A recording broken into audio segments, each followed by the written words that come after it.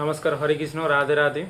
তো সমস্ত দর্শকবৃন্দ, আজকে আমরা শ্রীমদ্ ভাগবত গীতার প্রথম অধ্যায় অর্জুন বিষাদ যোগের 41 নম্বর শ্লোক পড়ে শোনাব।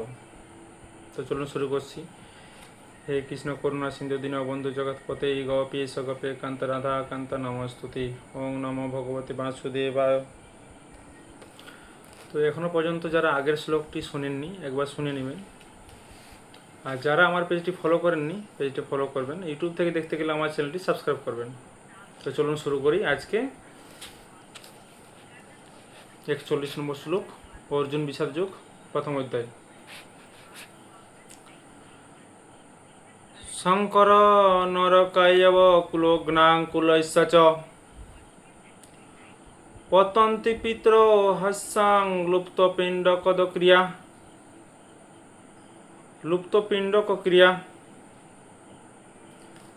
তো এখানে বলছেন, অর্জুন শ্রীকৃষ্ণকে বলছেন যে বর্ণসংকর উৎপাদন বৃদ্ধি হলে কুলঘাতকার নরকগামী হয়। সেই কুলে পিণ্ডদান ও তর্পণ ক্রিয়া সমস্ত কিছু লোপ পায়, যার ফলে পিতৃপুরুষেরা নরকগামী হয়। অর্থাৎ যুদ্ধে কুলক্ষয় বা বংশ বিনাশ হলে কুলবধূগণ ধর্মচ্যুত হবেন এবং সমাজে বর্ণসংকর বা অবাঞ্ছিত প্রজাতির উৎপন্ন হবে, যার ফলে এই বর্ণসংকর কেবল কুলনাশকারীদের নয়, সমগ্র বংশের নরকবাসের কারণ হয়ে দাঁড়াবে। কীরকম? তো সবচেয়ে বড় ভয় হচ্ছে যে কুলের পরম্পরা নষ্ট হয়ে যাবে। এই পরম্পরা নষ্ট হয়ে গেলে শ্রদ্ধাঞ্জলি, তর্পণ বা পিণ্ডদান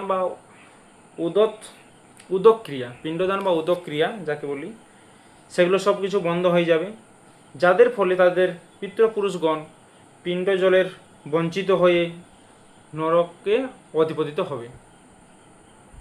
তো 41 নম্বর শ্লোক আজকে এখানেই শেষ। কালকে আবার 42 নম্বর শ্লোক পড়ে শোনাবো। তো সমস্ত দর্শকবৃন্দ, আমার ভিডিওগুলো কেমন লাগছে কমেন্টে জানাবেন।